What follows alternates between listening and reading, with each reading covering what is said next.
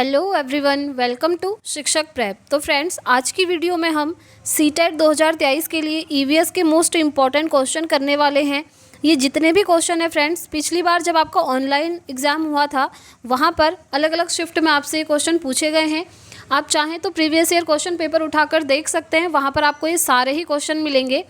Channel पर आपको playlist मिल जाएगी। इससे पहले हम 21 क्लासेस कर चुके हैं, वहाँ पर भी मैंने आपको जितने भी क्वेश्चंस करवाए हैं वो प्रीवियस ईयरली आपसे पूछे गए हैं। ठीक है, इसलिए ये सीरीज़ आप लोगों के लिए काफ़ी इंपॉर्टेंट होने वाली है। अगस्त में आपका एग्ज़ाम है, ऑफलाइन एग्ज़ाम है। आई होप आप लोगों की प्रिपरेशन काफ़ी अच्छी चल रही होगी। सो चलिए स्टार्ट करते हैं आज की क्लास। और सबसे पहला क्वेश्चन है आपके सामने, पौधों के संबंध में सही विकल्प चुनिए। ऑप्शन ए है पौधे भूक्षरण को रोकते हैं। ऑप्शन बी है मृत एवं सूखी पत्तियां उर्वरक एवं कीटनाशक बनाने के लिए प्रयुक्त होती हैं। ऑप्शन सी है पशु पौधों को आश्रय प्रदान करते हैं। एंड लास्ट ऑप्शन है पौधे हमें बीज प्रदान करते हैं जिनमें से कुछ खाए जा सकते हैं। देखिए, ये कॉमन सेंस वाला क्वेश्चन है। जैसे ऑप्शन ए देखते हैं, पौधे भूक्षरण को रोकते हैं। आप जानते ही होंगे ये बात बिल्कुल सही है, पौधे भूक्षरण को रोकते हैं। ऑप्शन बी है मृत एवं सूखी पत्तियां उर्वरक एवं कीटनाशक बनाने के लिए प्रयुक्त होती हैं। ऐसा नहीं होता है। ठीक है, बी ऑप्शन हमारा बाहर हो गया। ऑप्शन सी है पशु पौधों को आश्रय प्रदान करते हैं। ये बात तो फ्रेंड्स यहाँ पर बिल्कुल ही गलत हो गई। कोई पशु ले लीजिए, फॉर एग्जाम्पल जैसे गाय है। कभी आपने देखा है कि गाय की पीठ पर कोई पौधा उग गया है? ऐसा कभी नहीं होता है ना, तो ये ऑप्शन तो बाहर हो गया। ऑप्शन डी देखते हैं, पौधे हमें बीज प्रदान करते हैं जिनमें से कुछ खाए भी जा सकते हैं। बिल्कुल सही बात है। ठीक है, तो देखिए ऑप्शन ए और ऑप्शन डी बिल्कुल यहाँ पर सही हो गया।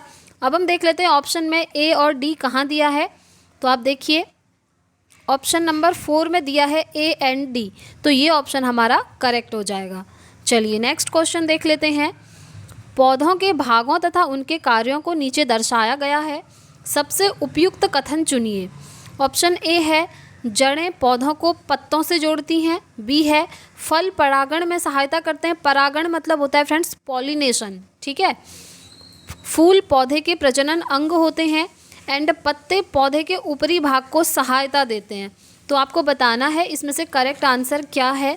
तो ऑप्शन सी यहाँ पर बिल्कुल सही हो जाएगा कि जो फूल हैं वो पौधे के प्रजनन अंग होते हैं। ठीक है, ये चीज़ आपको ध्यान भी रखनी है।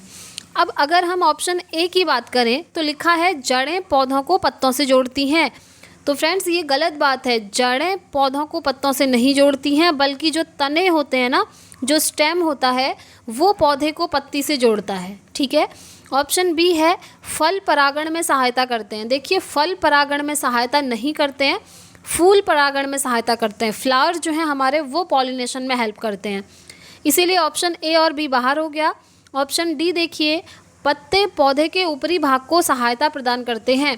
ये कॉमन सेंस वाली बात है। आप अपना खुद माइंड यूज़ कीजिए कि क्या जो पत्ते होते हैं, जो लीफ होती हैं, वो पौधे को कभी सहायता देती हैं? ऐसा नहीं होता है। पौधे को सहायता सिर्फ कौन देंगे? जड़ देंगी यानी कि रूट देंगी, प्लस तना देंगी यानी कि स्टेम देगी। ठीक है, यानी कि जड़ और जो तने होते हैं वो पत्ते को सहायता देते हैं, पौधे को सहायता देते हैं।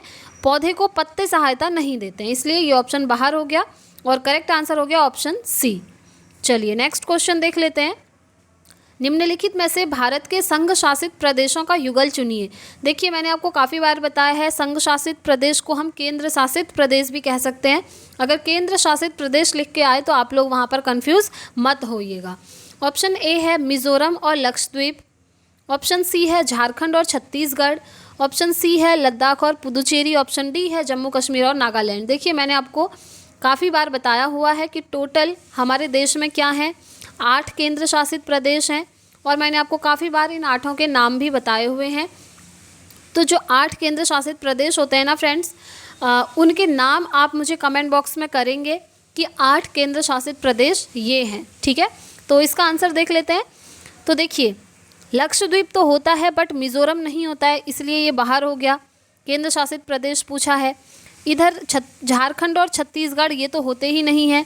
अगर ऑप्शन डी देखें, जम्मू कश्मीर होता है बट यहाँ पर नागालैंड नहीं होता है। और जो ऑप्शन सी है वो इसका करेक्ट आंसर होगा, क्योंकि केंद्र शासित प्रदेश लद्दाख भी है और पुदुचेरी भी है। ठीक है, तो option c is the correct answer. चलिए नेक्स्ट क्वेश्चन डिस्कस करेंगे। एक सांस्कृतिक उत्सव में मीना ने महाराष्ट्र की एक पारंपरिक साड़ी या पोशाक पहनी थी जिसका नाम है। बेसिकली ये क्वेश्चन बन गया कि महाराष्ट्र की जो पारंपरिक साड़ी है वो कौन सी है। ऑप्शन ए है बनारसी, बी है नौवारी, सी है कलमकारी, डी है जामदनी। तो मैंने आपको ये चीज़ें भी सारी ऑलरेडी करवाई हैं। जो बनारसी साड़ी है ये कहाँ पहनी जाती है, कहाँ पर फेमस है? उत्तर प्रदेश के बनारस में। ये मैंने आपको पहले भी बताया था, तो ये ऑप्शन तो इसका नहीं होगा। दूसरा, अगर हम कलमकारी की बात करें तो कलमकारी साड़ियाँ जो हैं आंध्र प्रदेश में फ़ेमस हैं। जामदनी की अगर बात करें तो जामदनी साड़ियाँ वेस्ट बंगाल यानी कि पश्चिम बंगाल में फ़ेमस हैं। तो ऑप्शन बी बचा नौवारी। ये जो नौवारी है साड़ी या फिर पोशाक आप इसे कहेंगे, ये महाराष्ट्र की फ़ेमस है। तो ऑप्शन बी इसका करेक्ट आंसर हो जाएगा। चलिए नेक्स्ट क्वेश्चन देखेंगे। बाल विवाह निषेध अधिनियम 2006 के अनुसार भारत में विवाह की न्यूनतम आयु है। बहुत इजी क्वेश्चन है जो आपसे पूछा गया था पिछली बार, आप सभी को ये क्वेश्चन आता होगा कि बाल विवाह निषेध अधिनियम 2006 के अनुसार न्यूनतम विवाह की आयु क्या है। तो देखिए इन ऑप्शन को हम अगर देखें ही नहीं तब भी इसका आंसर हम कर सकते हैं, है ना। ऑप्शन बी आप देखिए, लड़कों के लिए 28 वर्ष तथा लड़कियों के लिए 18 वर्ष, यही जो है यहाँ पर कहा गया था। ठीक है, बेसिकली बाल विवाह को रोकने के लिए शारदा अधिनियम चलाया गया था। चलिए डिटेल में मैं आपको बता देती हूँ। बाल विवाह को रोकने के लिए शारदा अधिनियम चलाया गया था 1929 में। ठीक है, आप लोग नोट करते रहिएगा ये एक्स्ट्रा पॉइंट्स, क्योंकि हो सकता है आपके एग्ज़ाम में यहाँ से क्वेश्चन बन जाए। इसके अनुसार क्या था कि बॉयज़ की एज बताई इन्होंने इसके अनुसार इन्होंने बॉयज़ की एज बताई थी 18 ईयर और गर्ल्स की एज बताई थी 14 ईयर। ठीक है, उसके बाद क्या हुआ, 2006 में इसमें संशोधन किया गया, और जब संशोधन किया गया तो वहाँ पर इन्होंने बोला कि लड़कों के लिए विवाह की आयु 21 वर्ष होगी और लड़कियों के लिए विवाह की आयु 18 वर्ष होगी। ठीक है, तो option b is the correct answer. चलिए आगे बढ़ते हैं और नेक्स्ट क्वेश्चन देख लेंगे। बुंदेलखंड क्षेत्र की फुर्तीली नृत्य शैली कौन सी है? फुर्तीली, ठीक है। ऑप्शन ए है स्वांग, बी है मटकी, सी है भगोरिया एंड डी है लावनी। तो देखिए सबसे पहले हम एक एक करके सबकी बात करेंगे। जो स्वांग है ये इसका करेक्ट आंसर है, यानी कि option A is the correct answer.